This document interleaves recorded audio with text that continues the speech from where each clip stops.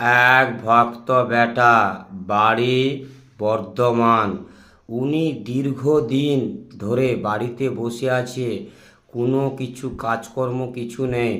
নানা রকম জায়গাতে ইন্টারভিউ দিয়েছে, কোনো কিছু সুরক্ষা হয়নি। হঠাৎ একদিন মায়ের ইউটিউবে ভিডিও দেখে মাকে উনি 1001 টাকা পুজো পাঠায় মন থেকে।